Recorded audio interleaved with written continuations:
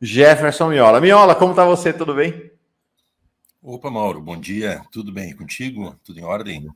Tudo em ordem, graças a Deus. Que bom que você está aqui com a gente para Igual. essa nossa conversa. O Miola, gente, é um dos principais formuladores, um dos jornalistas que mais investiga e formula a questão militar no Brasil. Você tem acompanhado a questão militar há muitos anos. E, portanto, acompanhou também a questão do GSI no passo a passo. Miola, que balanço você faz dessa crise e será que estamos diante de uma oportunidade ou não? Que balanço você faz agora dessa crise do GSI? Alguns elementos dessa crise, né? O vídeo da CNN, a queda do general Dias, o ministro do Exército defendendo a manutenção do GSI e a manutenção de um militar à frente do GSI, um clamor pela extinção do GSI. De novo, estamos envoltos em uma crise que, se não é militar, é quase militar ou está pertinho dos militares. Queria um balanço seu dessa crise do GSI até agora, porque ela continua. Isso, os desdobramentos ainda estão por ser identificados, né, Mauro? A gente não sabe ainda, vai depender da escolha que o governo vem eventualmente fazer. Mas eu acho, em primeiro, né, que esse é um tema recorrente, o tema militar, não é? Por horas os militares eles somem do centro da cena política nacional e por hora eles têm uma proeminência, né? Mas no fundo os militares são um ator permanente desta conjuntura que nós estamos vivendo. E eu diria que ela inclusive precede ao próprio governo militar, né, com o Bolsonaro, porque ela vem lá de 2013, a gente já ficou sabendo, né, que havia uma participação direta do general Itigói e do general Vilas Boas na conspiração para derrubar a presidente Dilma com o campo golpista, né, especialmente o usurpador Michel Temer. Então, de lá para cá, o que a gente vê, né, é um processo de aprofundamento da presença militar, esse ator que lamentavelmente, né, o poder político, ou seja, o Congresso Nacional e o governo, né, civil e a sociedade civil brasileira nunca tentaram adequadamente, né, desde a transição conservadora e tutelada por eles, aqui no nosso Brasil. Eu acho, Mauro, que esse episódio, a revelação, né, das imagens dos atentados de 8 de janeiro dentro do Palácio do Planalto, quando ele estava sendo vandalizado pelos criminosos da extrema-direita e também, né, com a participação ativa de militares, ou, quando menos, pela leniência desses militares e facilitação enorme para que aquela depredação fosse concretizada, ela, na verdade, ela é apenas uma confirmação daquilo tudo que a gente já sabia, né? Que a dinâmica desse processo ela se origina a partir dos próprios militares. Ela tem no quartel-general do Exército Brasileiro uma espécie de um bunker da organização terrorista que atuou no 12 de dezembro em Brasília, naqueles atos terroristas, quando da diplomação do presidente Lula e do vice-presidente Geraldo Alckmin, no ato de 24 de dezembro, que é sabido que o perpetrador daquele atentado ele se organizava dentro daquele acampamento no quartel-general e se deslocou para instalar a bomba, e finalmente os atos do 8 de janeiro, que há uma combinação, né, de atores que saem do quartel-general do Exército Brasileiro, ali daquele bunker terrorista, e combinam, então, se encontram numa ação coordenada dentro do GSI. Eu acho que nós estamos diante de uma circunstância que ela é reveladora de uma combinação de equívocos e escolhas que o governo está diante de uma possibilidade muito favorável, muito virtuosa para revisar. A primeira das escolhas equivocadas, na minha percepção, foi a manutenção do GSI, o Gabinete de Segurança Institucional, né, que o governo fez isso durante o processo de transição, e muito embora ele já tinha sinalizado, ainda o presidente Lula, durante a transição, né, o interesse em esvaziar o GSI, se tu te recordares, ainda na transição, Lula já esvaziou, né, as atribuições do órgão, quando ele retira a segurança presidencial e repassa a atribuição para a Polícia Federal. Isto não foi uma uma escolha, digamos, fortuita, isso decorria exatamente de uma realidade que a gente conhece, a vida do presidente Lula corria risco, né, se fosse acompanhada pelos militares do GSI, coordenados pelo general Augusto Heleno. Segundo, após o 8 de janeiro, o governo retirou a ABIN da jurisdição, da área de atuação das atribuições do GSI e repassou para a Casa Civil. São duas decisões importantes, mas a decisão fundamental foi de manutenção do GSI, um equívoco. Segundo equívoco daquela ocasião foi a nomeação de um general, ainda que possa ser considerado um general, digamos, legalista. Eu não gosto da expressão de dizer que é o general do Lula ou o amigo do Lula, mas era um general considerado como um general experimentado em funções de governo no período precedente, nos governos Lula e Dilma, né, que supostamente é um general com compromissos, né, legalistas e profissionais. Foi um erro também, em segundo lugar. E terceiro erro, né, que se manifestou de maneira muito contundente no 8 de janeiro, foi a preservação de todo o staff que estava lotado no SI, que havia sido designado pelo general Heleno. Nós temos que ter uma consciência muito clara que os militares que estavam dentro do Palácio do Planalto, ainda que sob a gestão já do general Gonçalves Dias, eles eram a equipe do general Heleno. Aqueles militares que estavam ali programados para fazer o que fizeram foram lotados lá pelo general Heleno ainda durante o período do Bolsonaro. Por exemplo, o general Penteado, que era o número 2 do GSI, é um notório antipetista, um bolsonarista muito engajado, ele estava lá e ainda permanecia no cargo. O general Feitosa, que era responsável pela segurança presidencial diretamente, e também, tanto quanto o general Penteado, é um ensandecido antipetista e um bolsonarista, não é, muito convicto, estava no seu cargo ainda, assim como o comandante da guarda do batalhão da Guarda Presidencial, o tenente-coronel Fernandes Ori. Então, eu te diria que nós estamos diante de uma possibilidade, Mauro, que é de definitivamente o governo, com muita serenidade, né, ele extinguir esse órgão que já está razoavelmente esvaziado, ele já está destituído de funções essenciais como ele poderia eventualmente ter desempenhado no passado, e esses eventos, eles apenas confirmam, né, que o GSI, com essa concepção de ser uma espécie de um enclave militar no coração do poder civil, ele é absolutamente incompatível com a República e com a democracia e com o Estado de Direito. Ali dentro do GSI estão lotados cerca de 900 militares e aproximadamente uns 100 civis, um total de 1.000 servidores públicos, que efetivamente não representam, né, uma atuação profissional, muito antes pelo contrário. Eles atentam permanentemente, né, contra a democracia, contra o Estado de Direito, e são um fator de desestabilização dentro do próprio Palácio do Planalto, né, para manter permanentemente o governo Lula cercado e flanqueado pelos militares. O GSI ele foi retomado, ele havia sido extinto em 2015 pela presidente Dilma, ele foi criado, um dos primeiros atos durante a medida provisória de 12 de maio de 2016 do usurpador Temer, criou o GSI, designou para esse cargo o general Sérgio Tigóin, que, lembremos, Sérgio Tigóin foi nomeado pela presidente Dilma como chefe do Estado-Maior do Exército, e junto com o general Vilas Boas, que também havia sido designado para o cargo de comandante do Exército pela presidente Dilma, traíram, né, a presidente e conspiraram para derrubá-la. Então, ali foi recriado. Imediatamente, né, o general Sérgio Tigóin, ele recompôs, né, trouxe de volta a BIM para dentro do GSI, para reconfigurar o GSI nos moldes do que era o Serviço Nacional de Informações ainda da ditadura militar, exatamente a imagem e semelhança daquilo, e abriu um processo de colonização do Estado brasileiro por militares, que teve durante o período Bolsonaro uma expansão exponencial, alcançando mais de 7.000 cargos, né, civis ocupados por militares. Então, acho que nós estamos diante de uma oportunidade, né, a sociedade brasileira, especialmente o governo brasileiro, uma oportunidade singular, né, para extinguir este órgão, né, que ele atende unicamente ao interesse, um interesse estratégico de um projeto de poder dos militares, né, que conspiram, né, permanentemente contra a nossa democracia. Miola, não, muito relevante essa sua análise, realmente muito interessante. Acho que o que você falou é um fato. E o Capelli tem dito isso e reafirmado esses dias todos.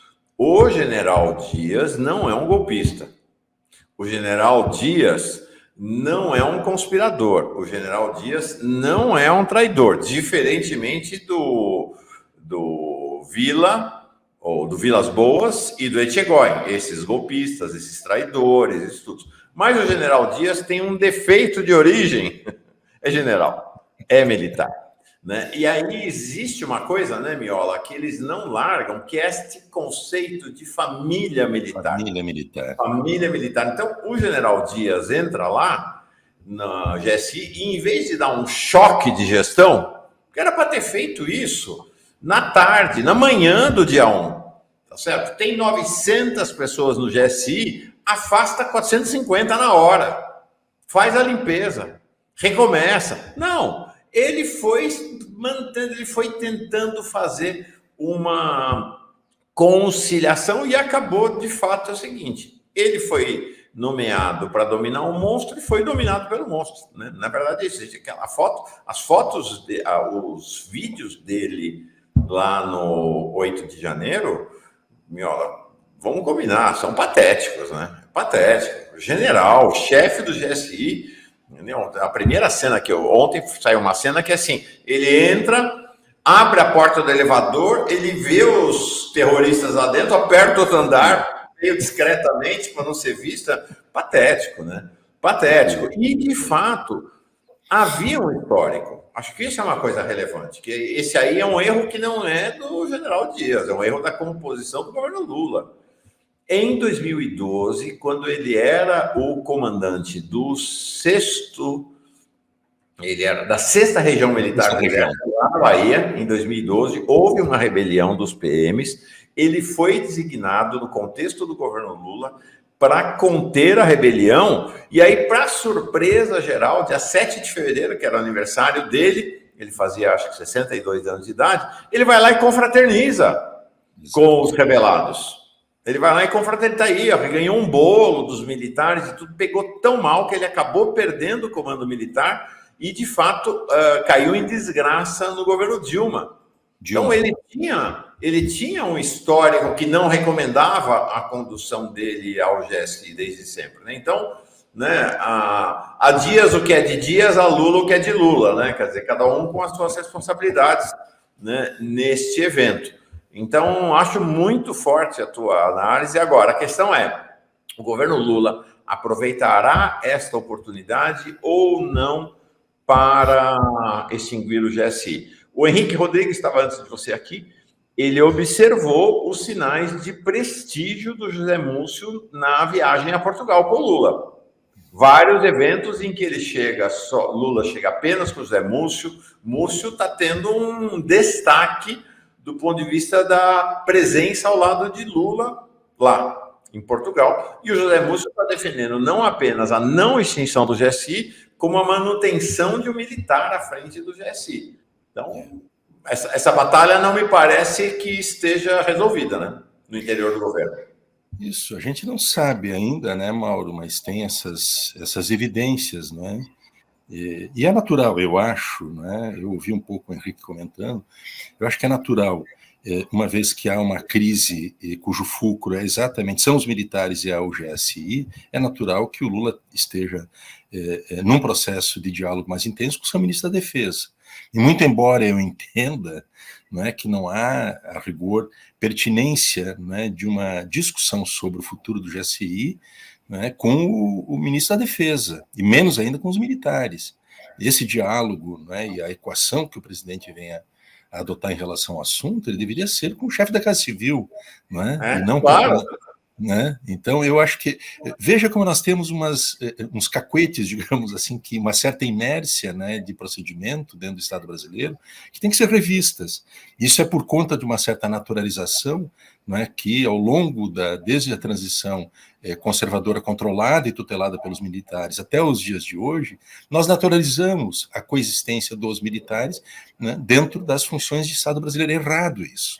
É errado. Eu acho que nós temos que rebobinar um pouco não é, o nosso esquema mental e a nossa percepção sobre o poder de Estado e atualizar uma percepção, né, sobre, né, o que é o poder, o poder civil, o papel dos militares, né, no contexto de uma democracia, especialmente, né, em século XXI, as tarefas de defesa que estão longe de corresponder a isso que eles fazem hoje e ao perfil que eles têm.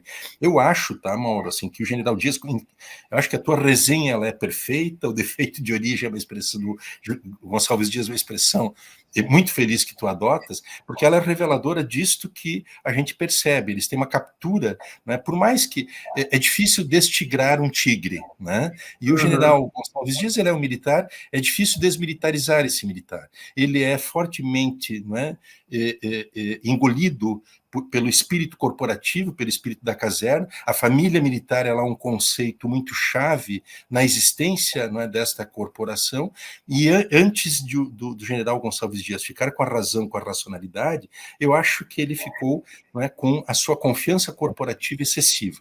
Ele confiou naqueles que são inconfiáveis. Eu acho, né, e as cenas que a gente viu, Mauro, por mais que eu tenha absoluta certeza, e tenho essa certeza, porque eu sei que o general Dias não estava ali dentro, segundo algumas informações, ele não estava ali dentro porque por autodeterminação para participar dos atos, ele estava ali porque havia uma certa orientação para que ele fosse para ali, mas o general Dias, na minha percepção, ele está muito longe de ter participado de qualquer tipo de ato conspirativo ali dentro. Agora, ainda que ele não tenha uma participação direta, as cenas que a gente viu daquele estado de catatonia, né, da sua incapacidade de gerir, né, aquela situação de vandalismo interno e a não convocação imediata e urgente do Comando Militar do Planalto ou até do Batalhão da Guarda Presidencial para atuar tempestivamente ali na hora, e também o fato dele não ter dado voz de prisão, não importa se ele estava sozinho, mas ele é uma autoridade. A qualquer cidadão brasileiro, isso está na nossa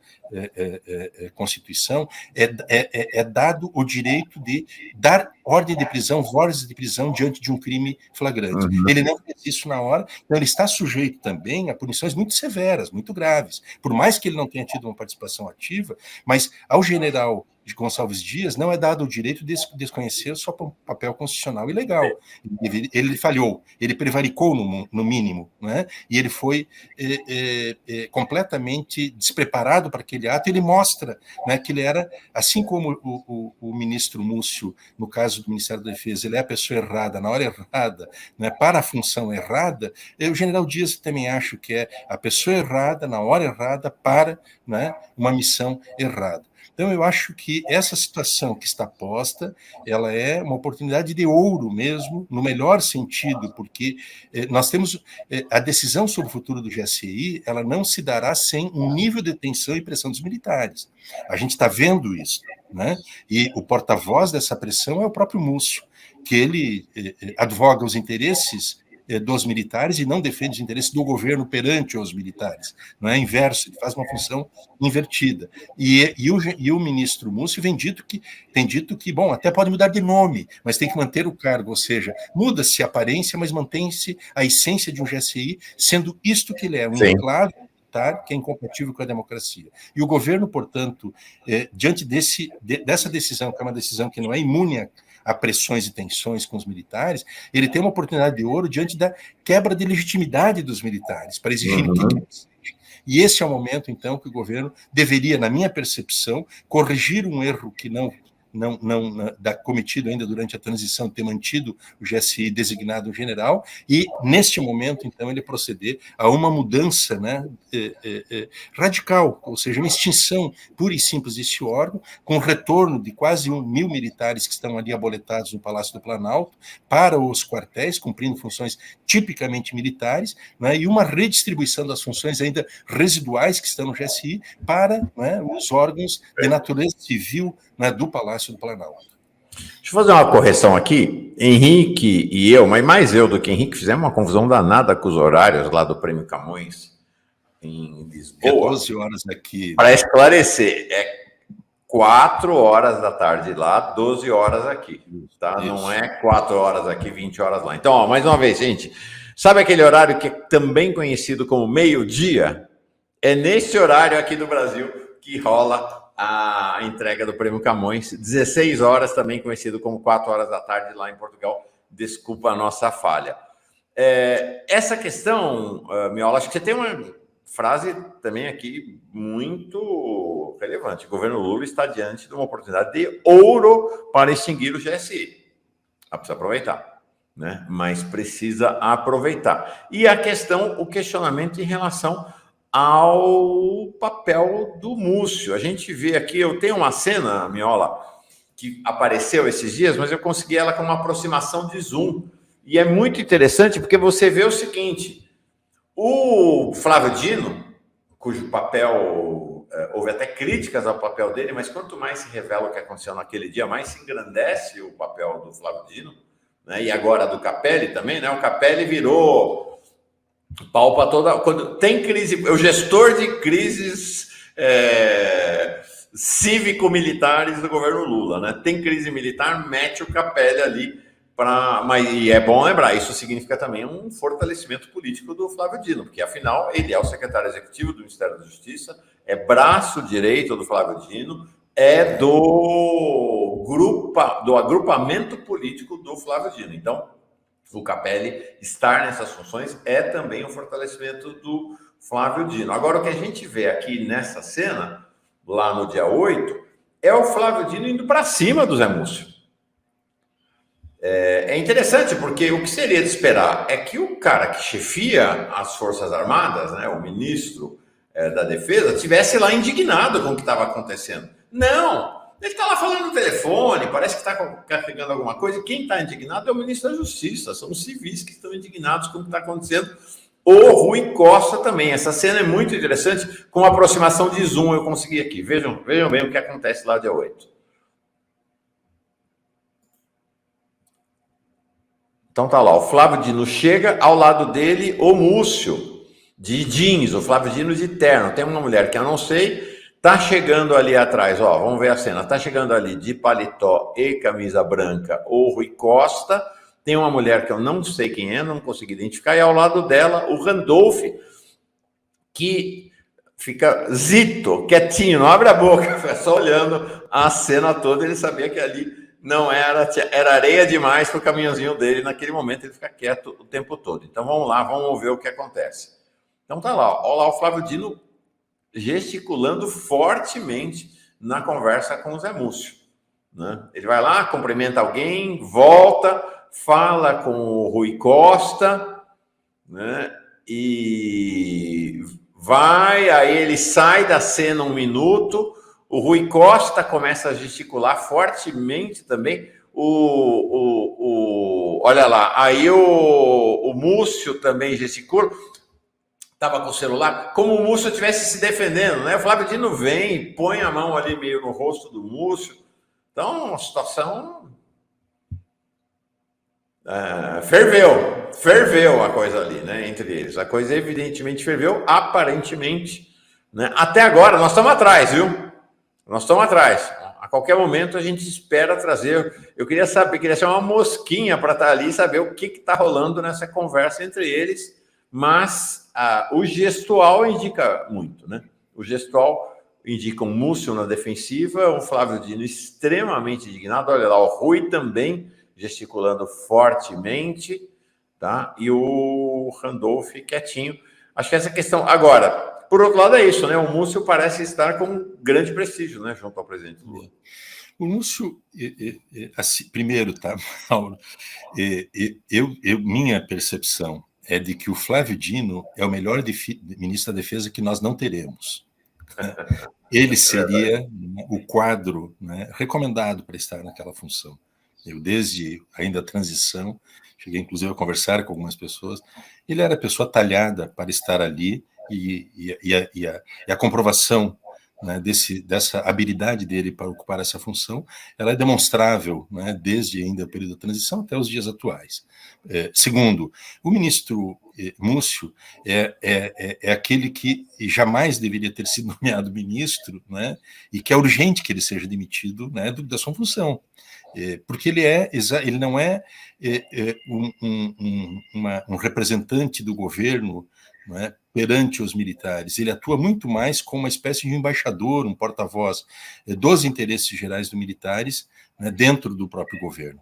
Tu pode observar isso, né, em toda essa breve trajetória dele à frente do Ministério, até mesmo durante o período de transição. O Múcio, lá atrás, ele tentava apaziguar, né, os ânimos em relação aos acampamentos, que era algo definido como um ajuntamento criminoso pelo Supremo Tribunal Federal. O ministro Alexandre Dias caracterizava dessa maneira, né, aqueles acampamentos, ou seja, ele foi cúmplice, em certo sentido, com a preservação daqueles acampamentos, e ele defendia uma posição gradualista, né, de uma remoção gradual e incremental dos acampamentos à medida que a vida fosse, né, se normalizando. Né? Ele, inclusive, chegava a dizer que ele tinha familiares e amigos lá dentro, que era algo aceitável, era da democracia. E segundo, quando vem o 8 de janeiro, né, o ministro Múcio advogou que o presidente Lula declarasse uma operação de garantia da lei e da ordem, que era o objeto do desejo dos militares. Né? Tanto eles estavam interessados em que o Lula decretasse a GLO,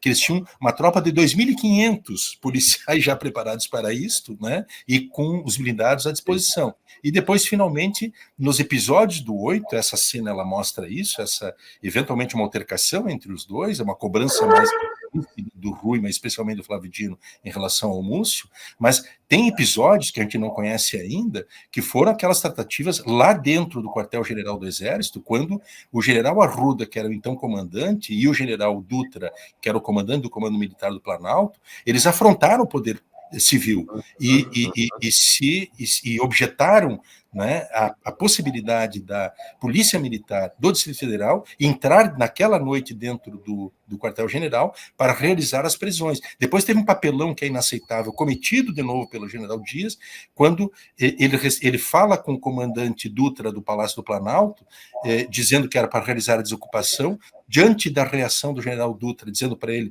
que não poderia desocupar sob a alegação de que seria perigoso fazer aquilo durante a noite. Na verdade, estava viabilizando uma forma de retirar a família militar. A senhora, a esposa do Vilas Boas, estava lá dentro do acampamento, se supõe isto. Né? A dona Cida Aparecida Vilas Boas estava lá dentro. Então, eles queriam prazo da noite para retirar, né, os familiares e deixaram para de manhã ficar, então, a liberação. Isso é uma afronta clara ao poder, um ataque à institucionalidade civil. Então, veja que o Múcio, ele sob todos os ângulos, uma pessoa despreparada para essa, ou equivocada, inadequada para esta função, deveria cair. Agora, o centro da nosso diálogo aqui, que é a extinção do GSI, para mim as condições estão amadurecidas. Né? O general Dias prestou seu serviço, etc., boa noite, até logo. Eu acho que ele vai ter que se haver com a justiça, né, com as investigações, porque a omissão, a leniência, a catatonia dele, né, ela vai cobrar uma responsabilidade. Ele tinha uma responsabilidade, ele deixou de cumprir. Eu temo que essa oportunidade de ouro será perdida. Explico por quê. O Capelli, na sequência de entrevistas que ele deu ao longo do fim de semana, deu várias. Hoje vai estar no Fórum 11h30 com Rovai e Dri. Ele não sinalizou o fim do GSI, não, ao contrário. Né? Ele engrandeceu o papel do GSI, disse que o GSI tem que lidar com outras questões, além da questão da segurança militar. Importante registrar, né, em que pese esse papel relevante que o Capelli tem tido, ele, historicamente, é alguém de boas relações, por exemplo, com o general Vilas Boas. Então, eu não seria tão otimista em relação a essa possibilidade, viu, Miola? Fala. Não, eu não estou sendo otimista. Tá, Mauro? Eu apenas entendo que essa é, digamos, uma condição estabelecida, uma oportunidade criada que está posta. Se ela vai ser aproveitada ou não é outra. E eu concordo inteiramente contigo. Né? Inclusive, durante esse final de semana, acompanhei as manifestações do ministro interino Ricardo Capelli, que vem de uma apreciação, digamos, no mínimo ingênua em relação ao Vilas Boas lá em 2018, quando o tweet, entende? Ele tem uma percepção que é uma percepção um pouco enviesada e nublada, talvez, por uma relação com Aldo Rebelo, que ele era do Partido Comunista do Brasil e tem uma relação com os militares, no mínimo problemática, para assim dizer, né? Mas ele fez algumas declarações durante o final de semana que eu não endosso. Inclusive, uma delas é dizer que nós precisamos unir civis e militares para reconstruir. Mas alto lá, cara pálida. Quer dizer que os militares eles são um poder à parte, concorrente com o poder civil. Eu acho, veja que tem assim uma certa subjetividade na análise teórica sobre os militares que ela é deformada, na minha percepção.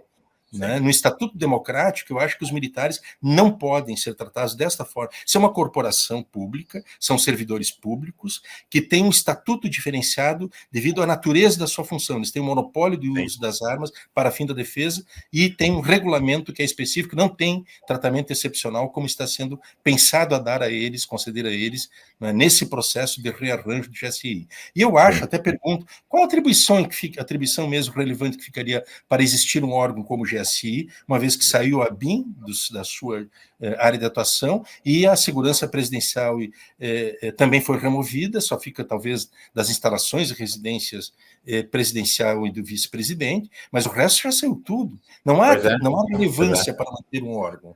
Agora, Miola, para encerrar, eu queria falar sobre a questão da consequência política disso tudo. Porque o objetivo, nós já falamos aqui, né?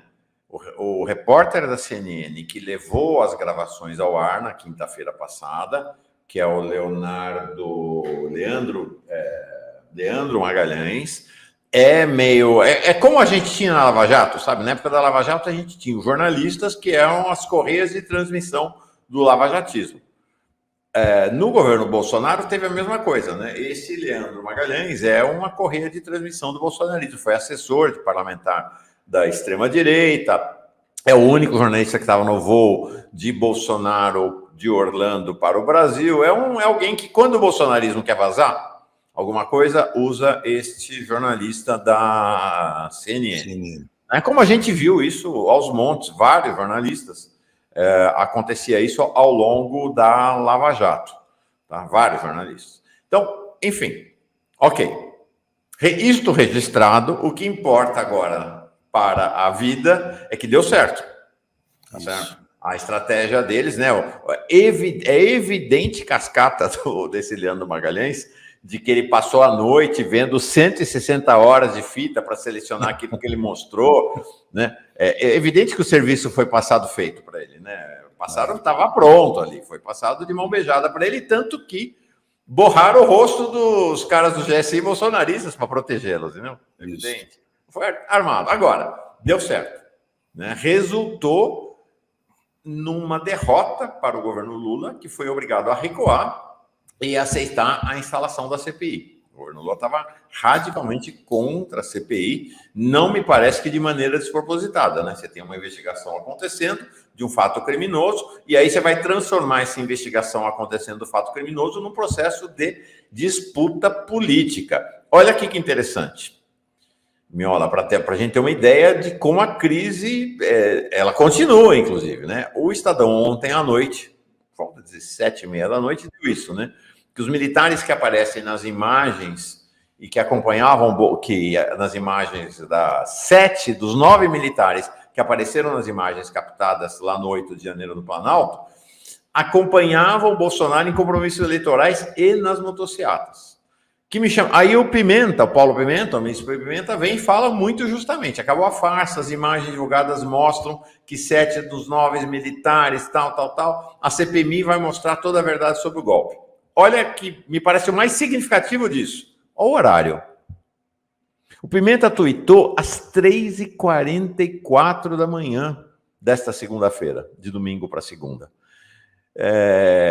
Em tempos de temperatura e pressão normal, ninguém sai tuitando esse horário. Isso dá uma dimensão da crise, e aí a Intercept acho que traz uma interpretação, né?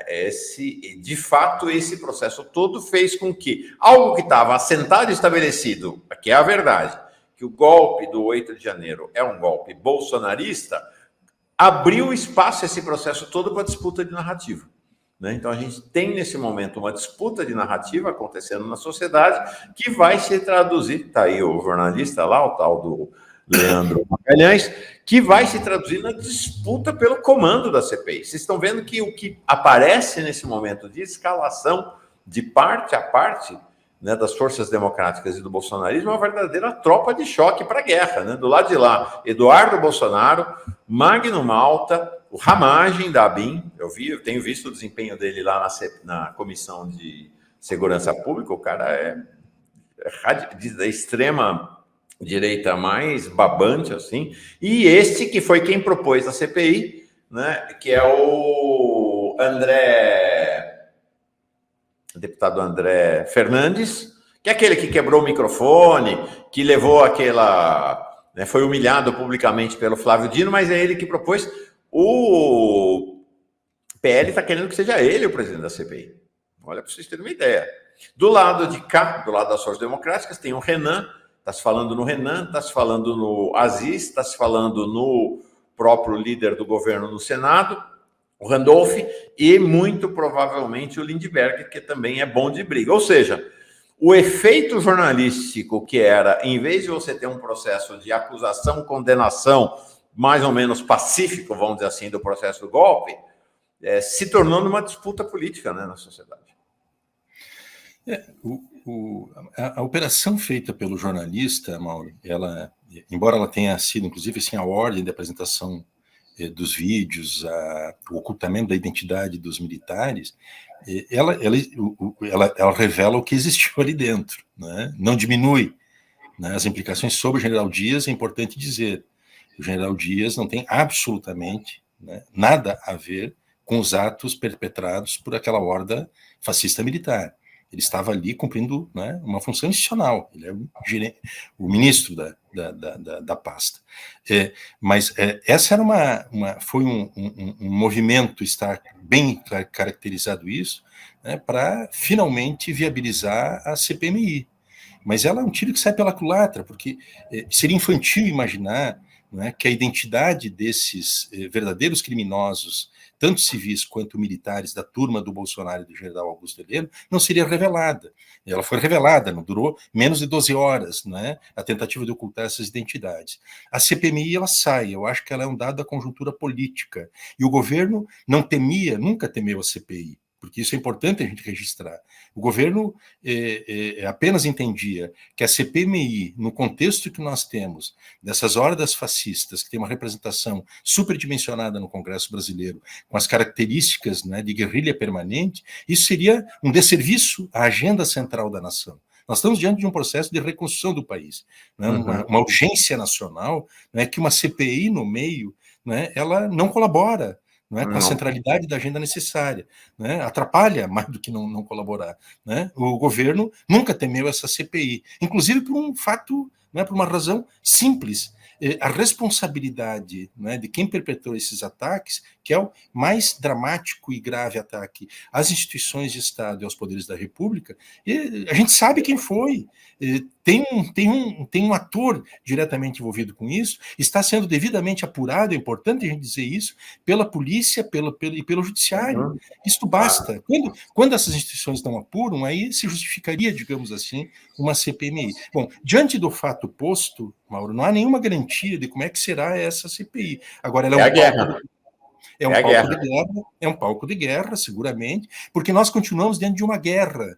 É importante nós recuperar os elementos de análise de 3, 4 anos, que nós estamos diante de uma guerra fascista contra a nossa democracia, e essa guerra não se interrompeu com a derrota do Bolsonaro eleitoral.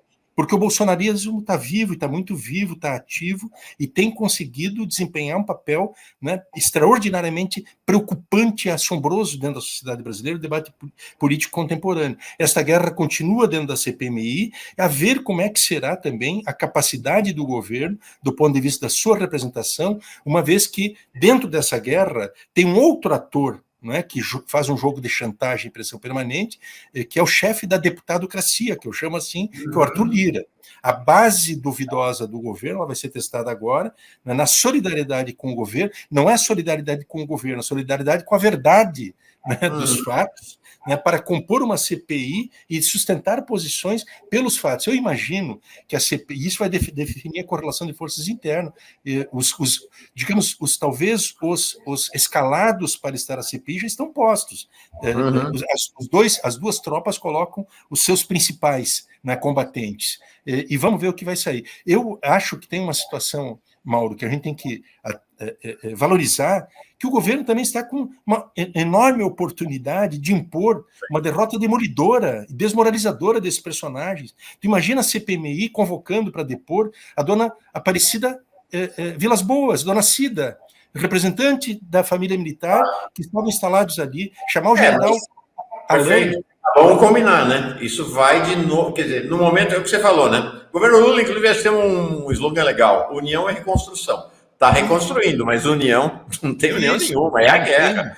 Agora, você imagina o grau de tensão que vai ter a hora que você bota a Aparecida Vilas Boas para convocar. De novo, a questão militar volta. Mas é incontornável isso. Pois é. É incontornável chamar, por exemplo, o próprio Bolsonaro, né? Chamar o general Heleno, chamar o general Feitosa, chamar o comandante do batalhão da Guarda Presidencial, o tenente-coronel Fernando Isolda, o general Dutra, que era o comandante do Comando Militar do... Imagina, chamar aquele sargento da Marinha que ia no acampamento terrorista no quartel-general do Exército e vociferava, né, contra o governo e inclusive, defendia a morte do presidente Lula. Estava ali, era um subordinado do general Augusto Heleno, que não foi demitido, não foi exonerado, ele foi mantido no cargo. Então veja que, claro que é um contexto, nunca um governo defende uma CPI, não há governo que defenda a CPI genuinamente, mas diante dessa situação que é um dado posto da realidade, uma consequência inerente ao processo, o governo está diante, né, de uma realidade que vai ter que enfrentar, e eu acho que é favorável à possibilidade. Aí, Miola, vamos agora encerrar de vez. Eu estou vendo que a Tamiri Sampaio, que está aqui, ela que é a assessora direta do Flávio Dino, um papel fundamental como coordenadora do Programa Nacional de Segurança Cidadã, está terminando de comer a maçãzinha dela ali, já vamos embarcá-la. É o seguinte, acho que esse slogan do governo Lula tem um problema.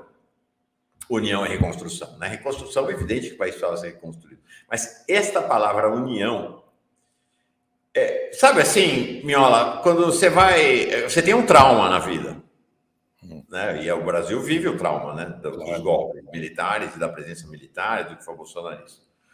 Aí você, em vez de ir para terapia e olhar para o seu trauma e discutir o seu trauma e, né, trazer à luz e enfrentar a dor de encarar o trauma, você vira a página, vira rosto para o lado e faz de conta que o trauma nunca existiu. Esse lado do slogan do governo Lula, a união, é meio assim, ó, vamos virar a página e fazer de conta, vamos seguir a partir daqui. E aí não adianta, porque é um trauma. E não tem virar a página. Ou você enfrenta o monstro do trauma, ou ele vai voltar o tempo todo. E é o que está acontecendo, né? Eu acho que o governo precisaria de um psicoterapeuta Mauro Lopes. E é um problema, no fundo, né, Mauro, muito grave isso, porque é da natureza, né, da nossa percepção sobre o Estado brasileiro e a não realização, né, um conto de contas do Brasil não é a vingança.